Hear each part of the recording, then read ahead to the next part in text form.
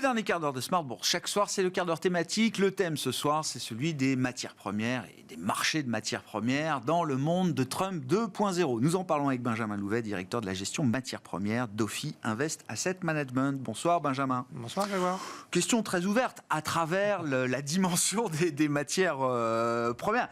Il y a la guerre commerciale, il y a la guerre contre la drogue. Je reprends évidemment le récit trumpien. Il y a les matières premières aussi. Il y a surtout la guerre des ressources. Ah oui. L'OPA sur le Groenland, sur le Canada, sur les minerais ukrainiens. Je caricature, je grossis le trait. Mais il y a quand même une attention particulière de cette administration sur des enjeux de long terme, d'ailleurs. Il ne faut pas le négliger, que sont les ressources stratégiques, critiques, de base, pour faire tourner une économie et les industries de demain. Je me dis que Trump, qui est grand fan de technologie, a peut-être dans une de ses plateformes de musique redécouvert Madonna qui chantait We Live in a Material World dans les années 80. Oui. Et en fait, trêve de plaisanterie, on est rattrapé par la physique et par le fait que en fait, toute activité économique commence par faire un trou dans la terre pour prendre des matériaux et les transformer. Si on part du principe, ce qui n'est pas celui de Trump, on pourra en dire un mot, qu'il faut se passer du pétrole, et quoi qu'il en soit, si on veut faire la transition vers l'intelligence artificielle, la transition digitale, le développement de tout ce qui est data center pour l'IA et toutes ces technologies, on a besoin de métaux et on a besoin de métaux en très grande quantité. On en a évidemment besoin pour la transition énergétique et que Trump veuille exploiter le pétrole jusqu'au bout pour tirer davantage le côté positif que ça a pour l'économie américaine d'avoir une énergie peu chère, n'exclut pas le fait qu'ils comprennent qu'à terme, on va devoir se passer. L'un n'exclut pas l'autre. Ou d'une autre des matières premières fossiles. Et donc, il est obligé de prendre en compte cet élément. Et effectivement, le Groenland, c'est un moyen peut-être de sécuriser un accès à des ressources fossiles, mais aussi des ressources minières. Évidemment, le traité qu'il souhaite signer avec l'Ukraine en est un autre. Il y a plusieurs éléments qui sont positifs là-dessus. Mais pour moi, ce que ça révèle surtout, c'est le retard des États-Unis sur ce sujet. Les Chinois ont compris ça bien avant tout le monde. Je rappelle, 1992, Deng Xiaoping fait un discours dans lequel il dit « Le Moyen-Orient a le pétrole, nous avons les terres rares. Ouais. » Donc il y a déjà cette conscience. Puis au début des années 2000, il y a l'émergence d'une classe moyenne de 350 millions d'habitants en Chine qui nécessite des routes, des autoroutes, des trains, des immeubles, et donc une prise de conscience de l'importance des métaux.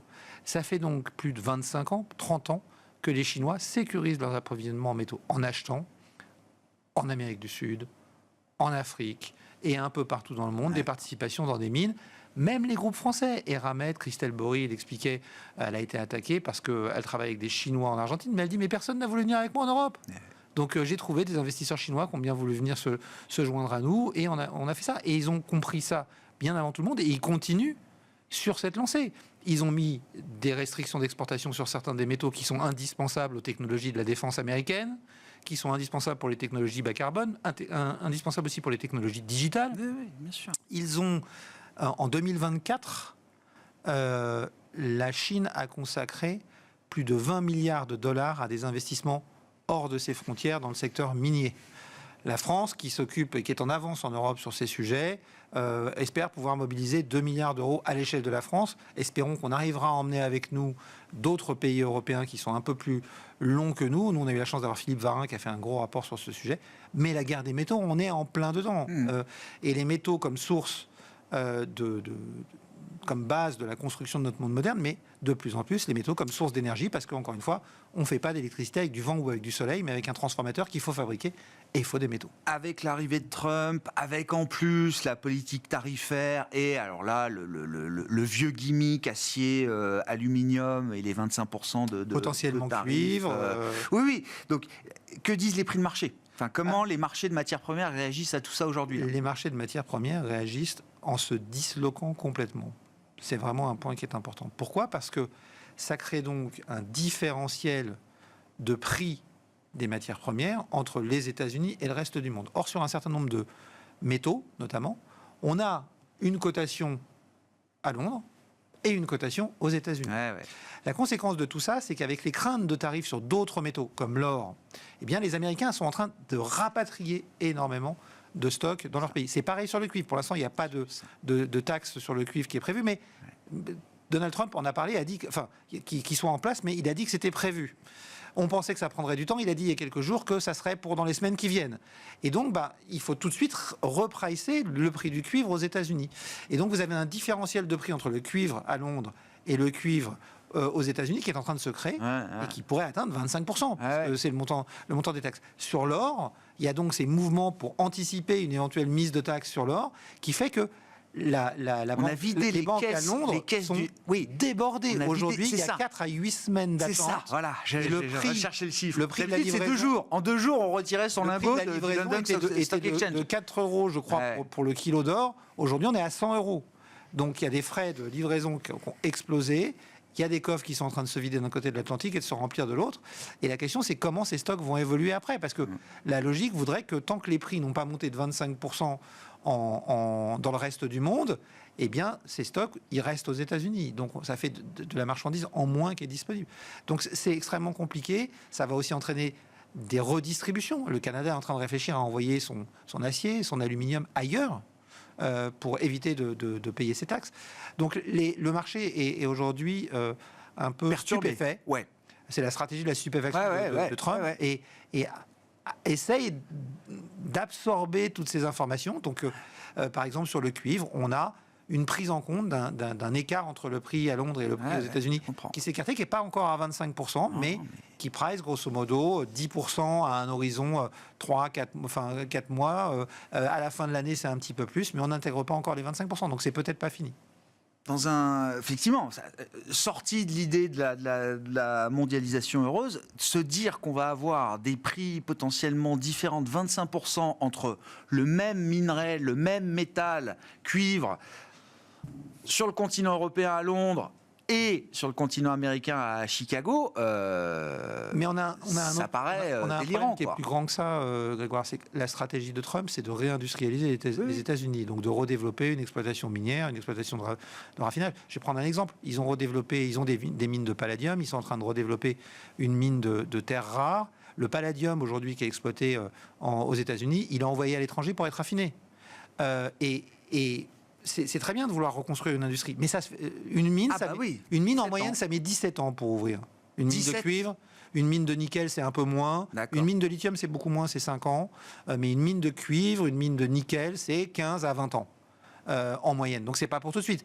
S'il arrive à développer son contrat avec l'Ukraine, le temps de l'exploration, plus de l'obtention des permis, plus de la construction des infrastructures, plus de la construction de la mine, c'est 17 ans. Donc tout ça, c'est des stratégies à long terme. Trump, il est là 4 ans. Pour l'instant. Il est là 4 ans pour l'instant. Donc la question, c'est, on est en train de prendre des paris à très long terme, de mettre en place des contrats à très long terme. Alors c'est bien de gouverner, c'est prévoir. Hein, mais en attendant, pour les 4 prochaines années, on aura des prix des métaux qui seront 25% plus chers pour les métaux qui sont soumis à des taxes et pas de possibilité de réagir très rapidement. Alors, il y a quelques exceptions. Hein. Il y a une mine qui se développe en Arizona en ce moment, que Equinor Electric développe, qui a été fait de main de maître par Robert Friedland et qui va mettre a priori 5 ans à arriver sur le marché. Mais c'est très rare. Il n'y a pas de flexibilité là à très court terme. Et le temps minier est un temps long. Et ça, on ne peut pas y couper. Ouais. Bon, dans ce contexte, pourquoi est-ce que le pétrole a perdu 15% là, depuis janvier, Benjamin ? Il a perdu 15% pour plusieurs raisons. D'abord parce qu'on commence à avoir des inquiétudes sur la santé économique. Première chose. Deuxième chose, vous avez un certain nombre de pays qui avaient baissé volontairement leur production et qui commencent à trouver le temps long. Les pays de l'OPEP et de l'OPEP+, on a certains pays qui commencent à ne plus vraiment jouer le jeu, comme le Kazakhstan. Et d'autres pays ont commencé à annoncer, notamment l'Arabie Saoudite, qu'elle allait remettre progressivement la production qu'elle avait volontairement coupée sur le marché. Alors, la question qu'on peut se poser, c'est pourquoi ? Est-ce que c'est un moyen, c'est une concession faite à Trump ? Oui, parce que ça va dans son sens aujourd'hui. Hein. Qu'il avait demandé, quand il était au forum de Davos, je vous rappelle, en vidéo, il avait dit j'aimerais que l'Arabie Saoudite nous aide à faire baisser le prix du pétrole. Est-ce que c'est une concession ? Parce que peut-être aussi, on connaît maintenant un peu Trump, parce qu'il n'y a pas eu des menaces sur la sécurité, la garantie de sécurité à l'Arabie Saoudite. Il y a beaucoup de choses qui peuvent se jouer derrière. Est-ce que c'est pas aussi un moyen pour l'Arabie Saoudite de s'assurer que le prix du pétrole reste pas trop haut pour éviter que leurs concurrents dans les pétroles de schiste aux États-Unis aient trop de facilité à augmenter leur production, puisque Trump va tout faire pour mettre en place des mesures fiscales, par exemple, pour les aider, pour abaisser le coût de production. Donc c'est peut-être aussi... Il y a un jeu qui se joue, mais clairement, la baisse du prix du pétrole s'explique par deux choses. Les craintes de ralentissement économique d'une part, donc côté demande, baisse de la demande, et côté offre, le retour d'une quantité de pétrole qui avait été retirée du marché depuis plusieurs mois. Un dernier mot, est-ce qu'avec Trump 2.0, on va retrouver des perturbations sur les matières premières agricoles ? Parce que c'est des sujets de rétorsion. Première guerre commerciale, la Chine avait répondu fortement sur les exportations américaines, enfin les importations chinoises de soja américain, etc. etc. Donald Trump a annoncé cet après-midi des taxes de 25% sur le maïs en provenance d'Europe. Donc il y aura des perturbations un peu partout. Il y a une volonté de Trump de provoquer une espèce de stupeur pour arriver à rentrer dans une négociation pour essayer de rétablir une situation qu'il juge déséquilibrée.